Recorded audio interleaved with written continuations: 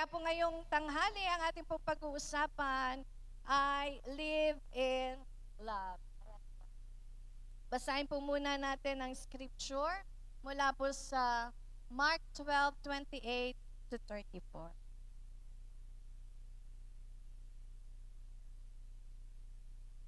Okay, ito po nasa screen. Makipasa po kayo sa akin. Then one of these scribes came, and having heard them, reasoning together, perceiving that he had answered them well, asked him, which is the first commandment of all? Verse 29. Jesus answered him, the first of all the commandment is, Hear, O Israel, the Lord our God, the Lord is one. 30. And you shall love the Lord your God with all your heart, with all your soul, with all your mind, and with all your strength. This is the first commandment. And the second, like it is this. You shall love your neighbor as yourself. There is no other commandment greater than this. 32.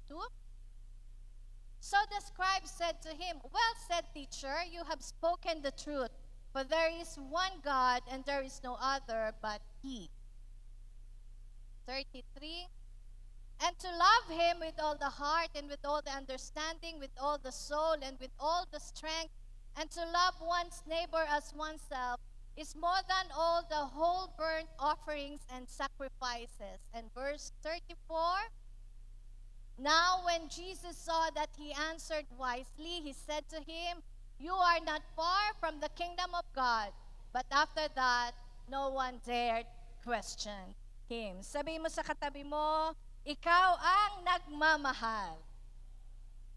Amen. So, yung pong, alam ko po na marami nang nakakaalam kung ano yung tinatawag na love.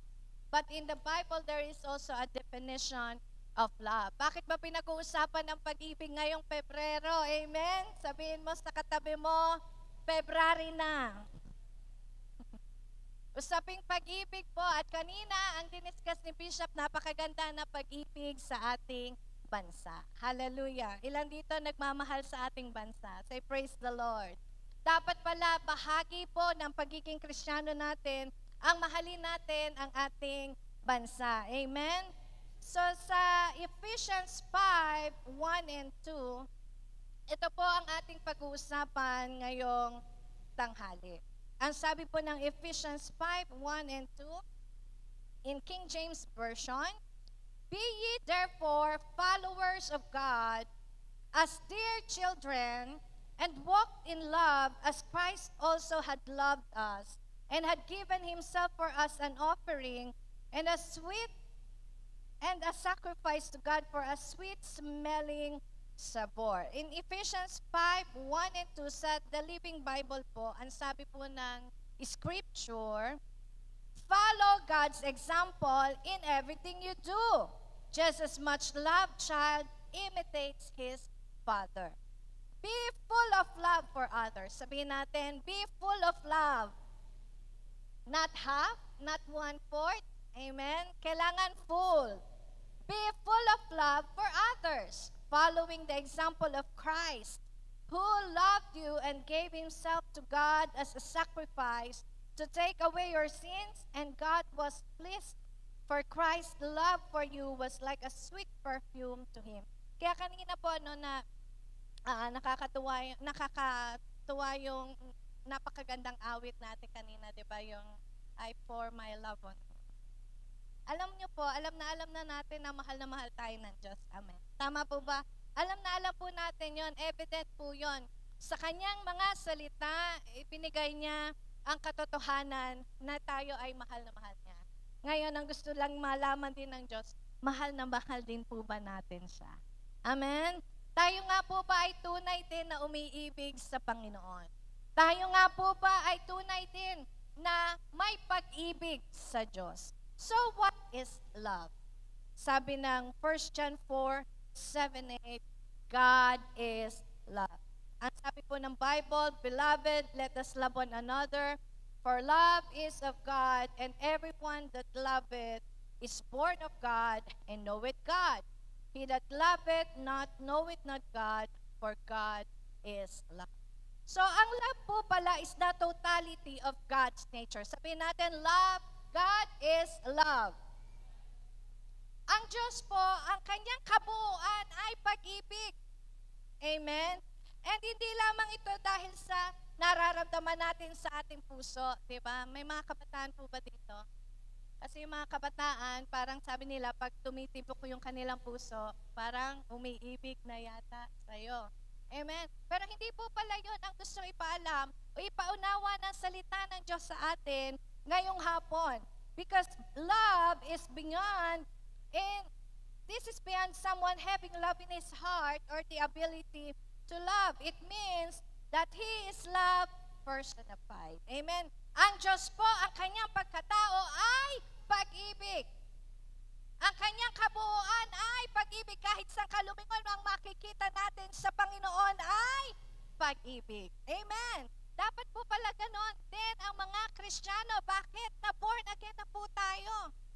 Katulad po ng napapag-aralan natin, ang born again is not a religion. Kaya talaga pong napakalaki ng pasasalamat po sa Panginoon. And syempre sa ating panampahan ng Jesus Christ the Deliverer, na dito po ay naunawaan ko na ang pagiging born again ay hindi lamang bagong new way of life, but a new life. Amen? Sabihin natin sa katabi natin, bagong buhay. Bagong buhay na regalo ng ating Panginoong Hesukristo. Kaya sabihin mo, mayroon pala akong bagong buhay. Amen? At yung buhay na yon ay hindi lamang basta gigising ka, magtatrabaho o mag-aaral, uuwi, matutulog. Amen. Meron palang purpose ngayon ng iyong bagong buhay. Tingnan mo yung katabi mo, ang ganda ng purpose ng Diyos sa Kanya. Amen? So yung pong ating pag-ibig na tinanggap ngayon, kung sinasabing God is love, therefore, now that we are born again, we are born of love. Amen po ba? Isinilang ka na ngayon ng may pag-ibig. Kung ang aso, ang isinisilang niya po ay ano? Aso din. Amen? Yung pusa, pagka nanganak ang pusa, ang isinilang ay hindi po pwedeng kabayo. Kailangan pusa din. So sa Diyos, kung ang Diyos ay pag-ibig, kung ikaw ay nagmula sa Diyos, therefore, kung ang Diyos ay pag-ibig na born again ka, you are born of God, and God is love, therefore you are born in love. Amen? Kaya hindi pala mahirap sa iyo ang magmahal. Natural na natin, natural na sa isang Kristiyano ang pag-ibig. Sabihin mo sa katabi mo, natural sa atin na tayo ay nagmamahal. Amen. Hindi mo na yan aaralin. Hindi ka mahihirapan para alamin. Pero para maintindihan po natin, kailangan po nating unawain ang salita ng Diyos. Kaya may salita ang ating Panginoon. Sino po dito mga magulang? Ayan. Mahal na mahal niyo po ba inyong mga anak? Kung titingnan po natin, very evident yung pag-ibig ng magulang sa anak. Tama po ba? Mas nakikita ng mga magulang kung paano sila magmahal sa kanilang anak. And yung mga anak, minsan hindi nila masyadong makita yung pag-ibig ng kanilang mga magulang.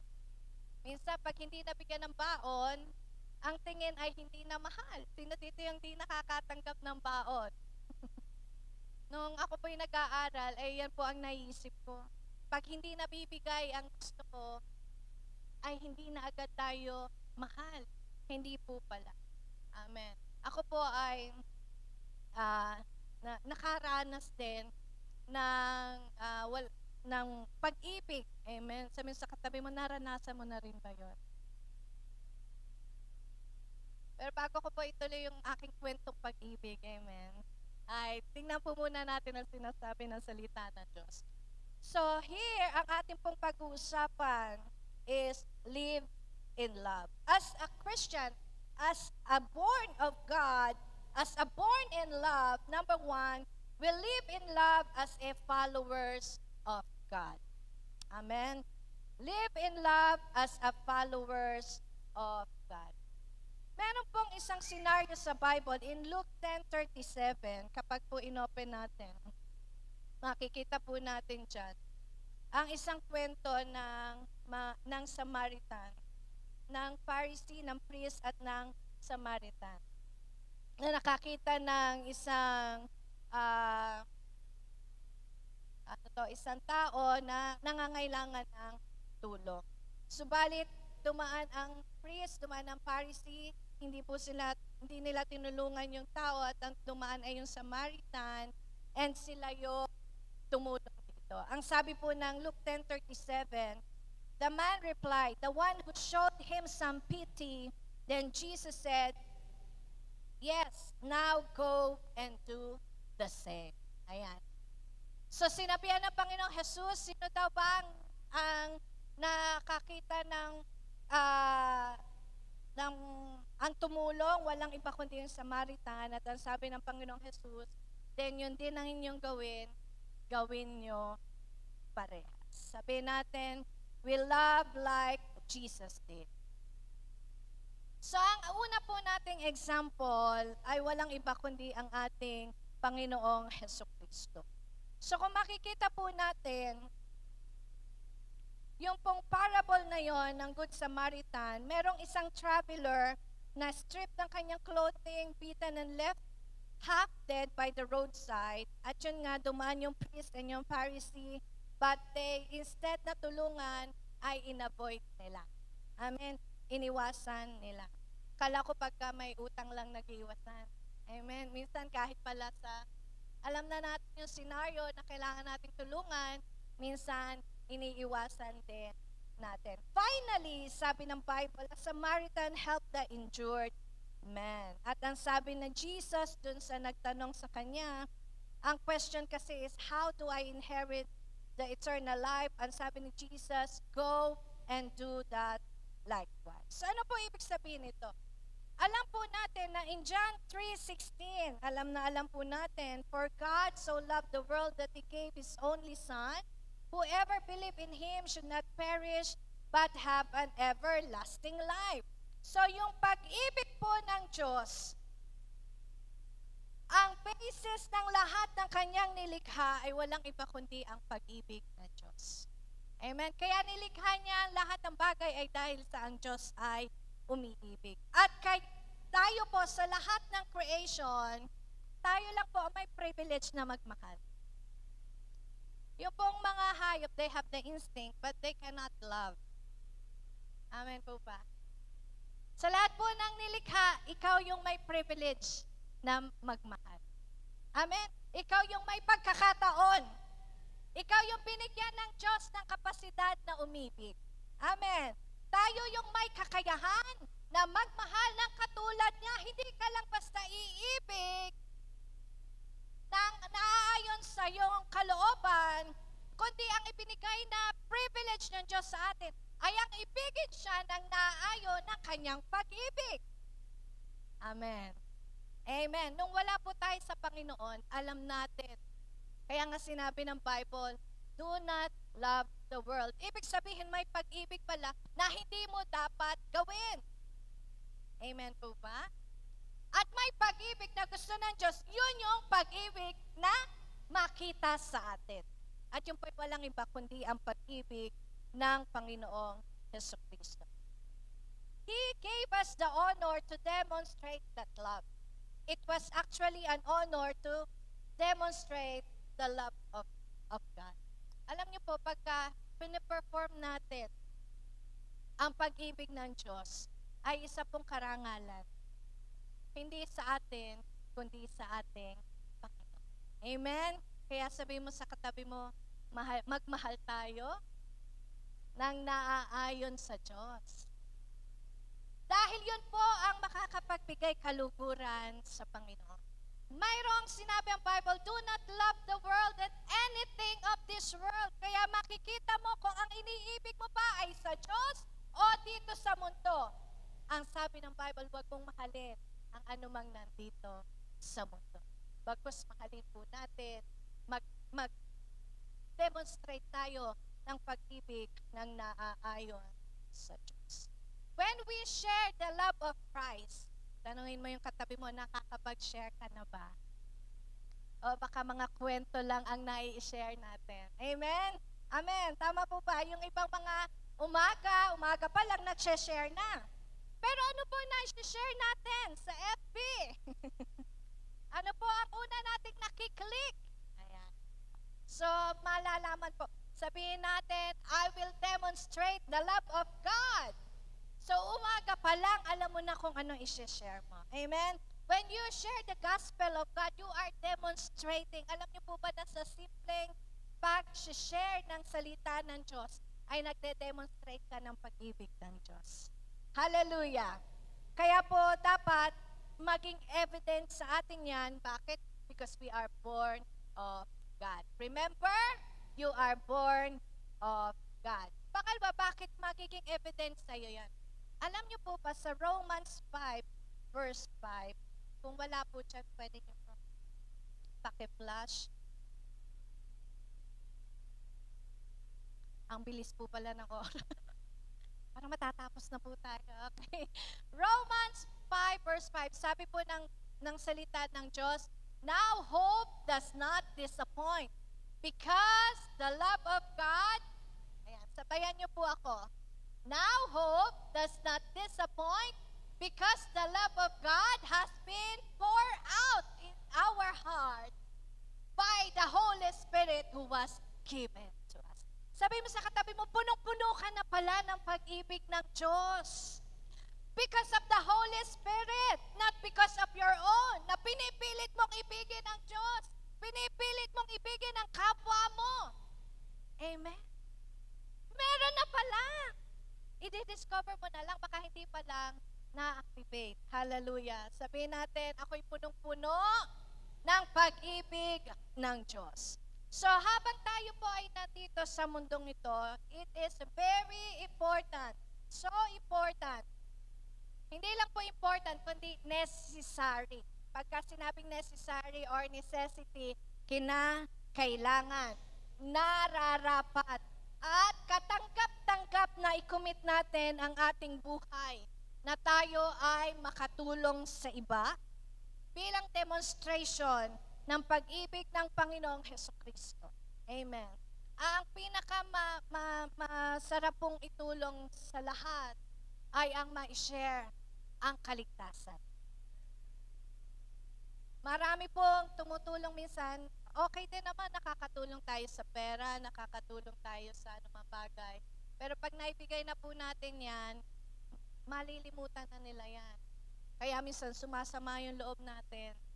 Pero alam niyo po, isa sa masarap na itulong sa ating kapwa ay ang ibahagi ang pag-ibig ng Panginoong Hesukristo. Amen?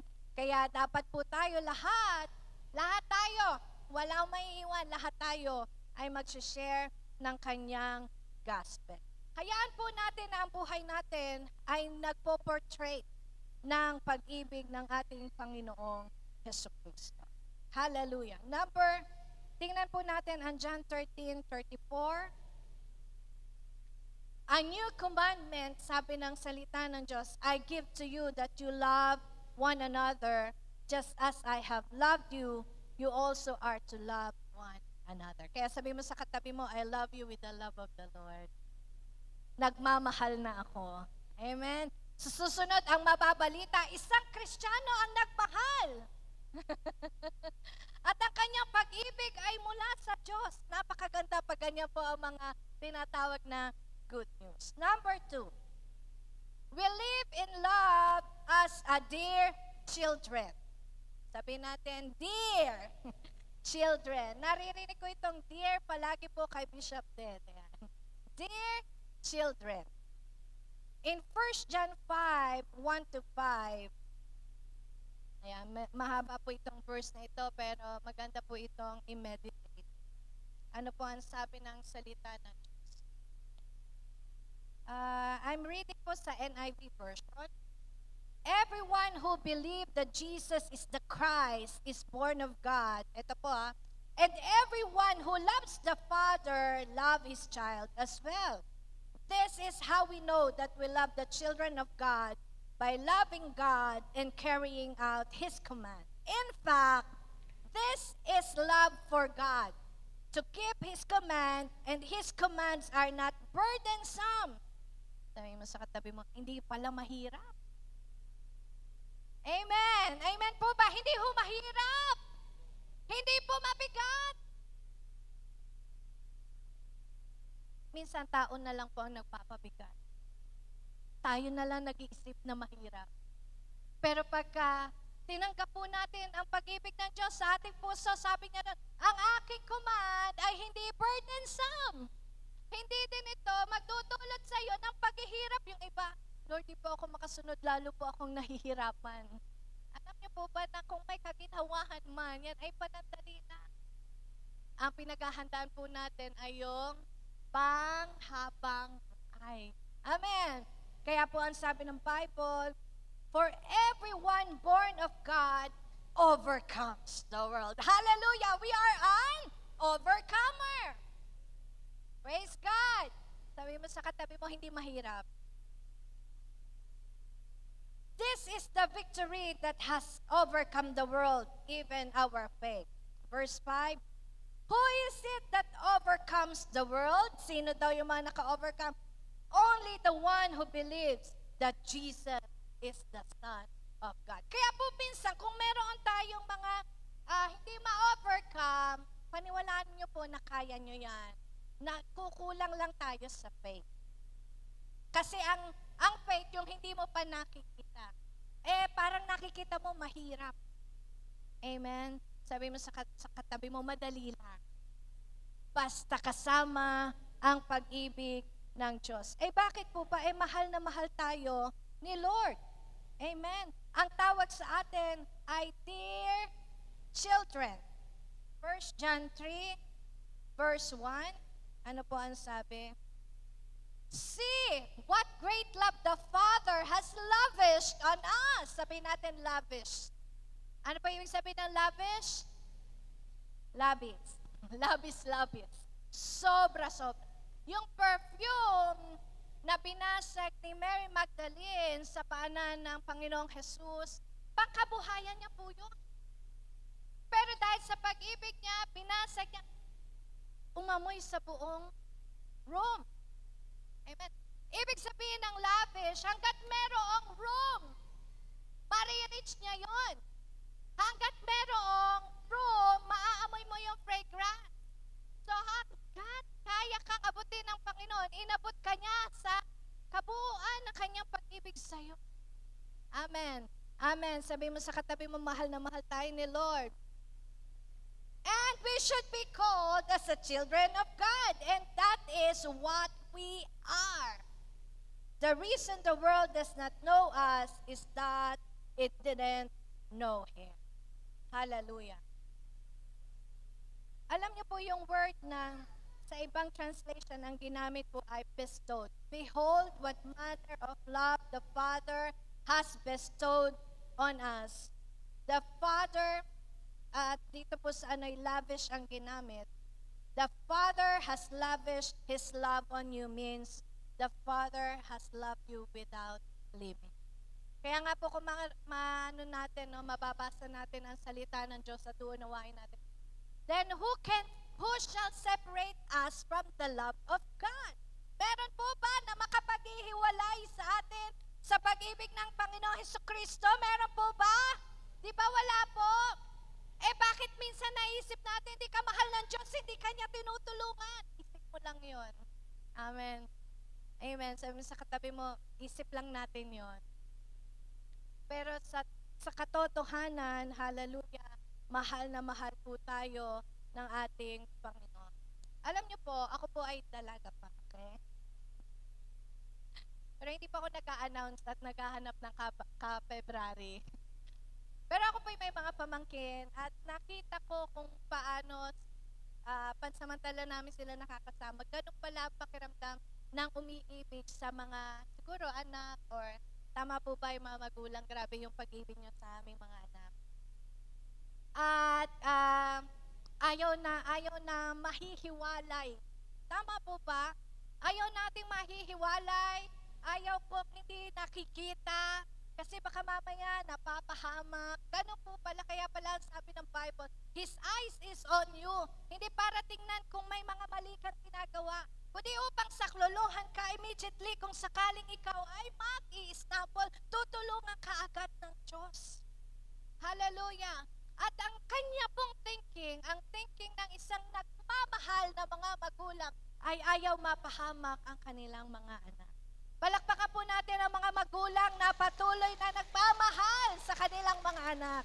Kaya kung tayo po yung mga anak, tama po ang turo ng Bible at hina-highlight po yan nila Bishop Ted, Pastora Didi, mahalin natin ang ating mga magulang. Katulad ng nasabi ko po kanina, mas evident yung magulang na nagmamahal. Sa old culture po natin, hindi tayo expressive. Tama po ba? Tingnan dito yung panahon ng Hapon, ipinanganak, o ng Kastila. Hindi ho matatara yung ating mga magulang. Tama po ba? Hindi ka makakarinig sa kanila na, I love you. Ngayon na lang. Tama po ba? Ngayon ka na lang nakakapagsabi, I love you, Tay. I thank you, Tay. Ngayon ka na lang nakakapagsabi. Pero noon po, tingin pa lang ng ating mga magulang, katakot-takot na. Praise God. Kaya po nakakatuwa na nalalaman natin ang katotohanan. Kaya po sa mga anak na nandito, patuloy nyo nang sabihan ng inyong mga magulang, nanay, thank you, mahal kita, I love you. Wala nang awkward. Amen. Di na po awkward yun sa panahon ngayon. Dahil yun din ang itinuturo ng Bible. Hallelujah. So, napaka-important, ang taong mahal ng Diyos ay mahalaga sa Kanya.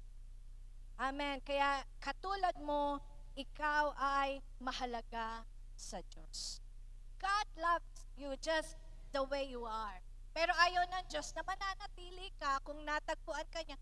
Kaya po pala, ang pagiging born again ay hindi lamang iniligtas ka sa isang lugar. Kapag ka ikaw ay nililigtas sa isang kapahamakan, saan ka dinadala? Sa kapahamakan din po ba? Di ba hindi? Kapag ikaw iniligtas ka sa isang kapahamakan, dinala ka sa kaligtasan. Pag ikaw itinanggal ng Diyos sa kahirapan, dinala ka niya sa kaginhawahan. Pag ikaw itinanggal ng Diyos sa sakit at karamdaman, dinala ka niya doon sa hindi ka na magkakasakit kailanman. Kaya yun po ang buhay ng isang Kristiyano.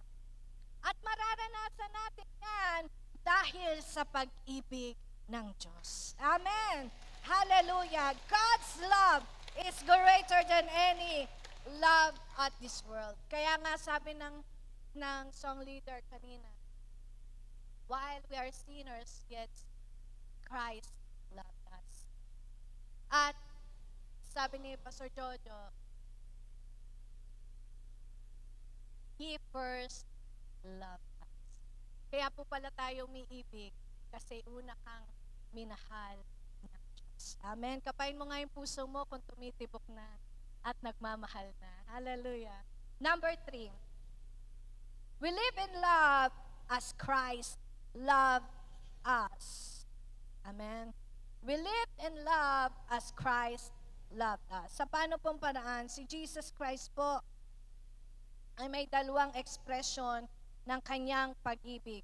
Una ay giving Himself for us as an offering. Kaya marami dito palagi parang irritated yung mga, pero wala dito ano po, yung naiirita yung kanilang tenga pag naririnig, offering! Offering! Pero alam niyo po ba na ito ang pinakamasarap na, masamyong amoy o perfume para sa Diyos yung offering? Amen! Amen! Na pag may ino-offer ka sa Kanya, bangong-bango ang Diyos. Galak na galak ang Diyos. Kapag may binibigay ka sa Kanya, may sinasakripisyo ka, yun ang gustong-gusto ng Lord. Sabi po dito, be ye therefore followers of God as dear children, walk in love as Christ also had loved us, and had given Himself for us an offering. John 15:13. Greater love, I'm reading in ESV version po. Greater love has no one than this, that someone lay down his life for his friend. Wala pong ibang nakagawa nito. Maaaring merong iba, pero napakabihira. Pero ang nakakapagkakaiba po ng Panginoong Hesukristo, kahit hindi Kanya kilala o kahit hindi, parang hindi katanggap-tanggap ang mga ginawa natin para i-offer niya yung Kanyang sarili para sa kaligtasan natin ginawa po niya. Hindi dahil gumawa ka na ng mabuti, wala pa tayong ginagawang mabuti. Tama po ba? Nagsisinungaling pa tayo noon. Nangungupit pa tayo. Pero hindi po yun naging basehan ng Diyos. Ang naging basehan niya ay ang pag-ibig niya. Una sa Ama at pag-ibig niya sa atin. Kaya sabi niya, kahit na sino, kahit ano, I will lay down my life. Yung pong iba na nagbibigay ng kanilang buhay, dahil siguro kilala nila, o dahil siguro napakiusapan yung iba, o sige, benta ko na lang sa'yo yung kidney ko. Okay? I-ano na lang, i-risk dahil merong settlement o may arrangement. Kay Jesus po, walang nangyaring settlement o arrangement. Minahal ka niya just who you are. And ayaw ng Diyos na manatili ka ng kung paano kanya natagpuan. Ang binigay pa niya sa'yo, bagong buhay, bagong ikaw, bagong pag-asa, bagong mga purpose ng buhay mo. Amen? Sabi ng Romans 5:8, God shows His love for us, ito po yung kanina, that while we were still sinners, Christ died for us. 1 John 3:16, by this we know love. Paano po? That He laid down His life for us, and we ought to lay down our lives for our brothers. Ito po yung medyo parang mahirap yun. Pero sa iba po, mayroon tayo laging naririnig na yung wala nang natitirang pag-ibig sa akin. Pero hindi po pala yun, katulad nga na sabi ni Bishop kanina, hindi yun yung biblical way, because the Bible said, love your neighbor as you love yourself. Hindi ka po makakapagbigay ng pag-ibig kung walang pag-ibig sa'yo. Amen. Bago ka makapagbigay, kailangan mo munang may matanggap na pag-ibig. Hallelujah. At again, that is the love of Christ. And dun po sa number 3, we live in love as Christ loved us. First is giving Himself for us as an offering, and pangalawa, as a sacrifice. Ito po, maganda po itong verse na ito. 1 John 4:10. This is love, not that we love God, but that He loved us and sent His Son as an atoning sacrifice for our sins. Kung wala pong nagsakripisyo, hindi rin tayo matututong magmahal sa Diyos.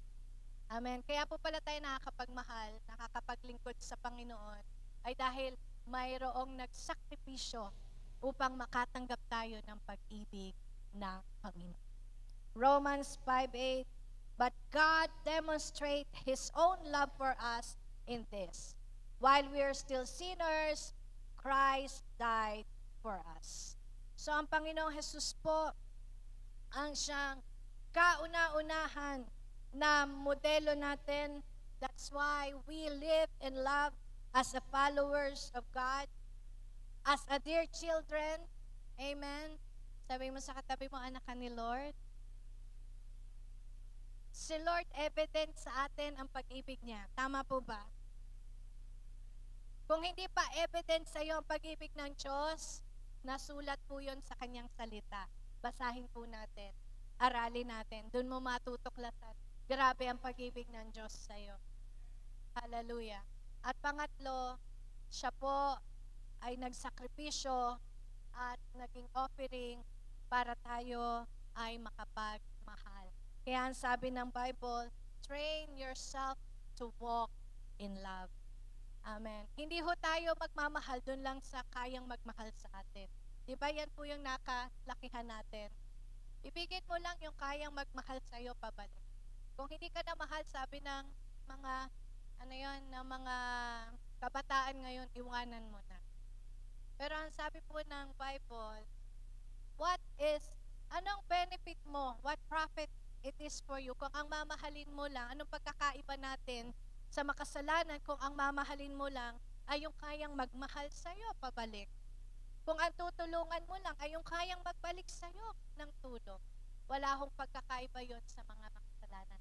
But you are a born of God. Amen? You are born from God's love. Natural na natural sa'yo ang umibig ng naaayon sa pag-ibig ng Panginoon. Kaya ho tayo ngayong umaga ay ninanais ng Diyos na magmahal sa Kanya. Mabuhay po tayo na nagmamahal. Amen? Huwag na nating hintayin na mahalin ka muna niya bago mo siya ibigin. Kaya nga, tinuruan na tayo ni Jesus, even your enemy, you love them. Ano po? Sino po may kaaway? Practicing po natin, lakaran natin yung pag-ibig. Amen. Sa kapwa, hindi lamang doon sa magmamahal sa atin pabalik. Kasi yun po yung training ng heart natin. Amen. Doon ka matitrain. Kami po ay katulad nga ng nakukwento namin, kami po mga OFW po kami, ang hirap sa amin palagi yung aalis, yung hiwalayan. Pero yung iba po, parang madali lang sa kanila yung hiwalayan dahil maaaring hindi genuine ang kanilang pag-ibig. Pero sa isang tunay na nagmamahal, mahirap po ang hiwalayan. Amen. Sa tuwing kami ay darating, ang una naming sinasalubong, alam nyo kung ano, ay yakap. Hindi ho yung pasalubong. Ang mga OFW po, ang una nilang nilolong pagdating ay ang yakap ng mga mahal sa buhay. Kaya kung kayo may mga OFW, yakapin nyo po agad sila pagdating. Kasi talaga, kaya po siguro ganun ang Ama, ang ating Ama sa langit. Amen. Hindi lang sa tuwing tayo bumabalik sa Kanya, kundi ang gusto niya sa kapangyarihan ng banal na Santong Espiritu at sa pag-ibig ng Panginoong Hesukristo, yun yung yumayakap sa atin habang nandito pa tayo. Siguro gustong-gusto na ng Ama na magkita-kita tayo eh. Gustong-gusto na ng Father na mayakap tayo. Amen. At sa tuwing kami naman po aalis, ang huli din ay yakap. Amen. Yakap, iyak sa airport. Pero pagka nandun na uli, normal na naman ang buhay, na trabaho. Pero yun nga, nakita ko po ang pag-ibig ng ating Panginoong Jesucristo at ang pag-ibig ng Diyos. Ayaw ng Lord, mawalay tayo sa Kanyang, kaya niyakap niya tayong lahat upang hindi mawalay. Kasi alam niyo po yung pakiramdam ng nagse-separate. How much more sa Lord. Kasi yung separation na yon, pag dumating yung oras na yon, ay wala na pong balikan. Kaya ngayon pa lang, hanggat maaari, ang gusto ng Lord ay manatili tayo sa Kanyang pag-ibig. So let us all live in love.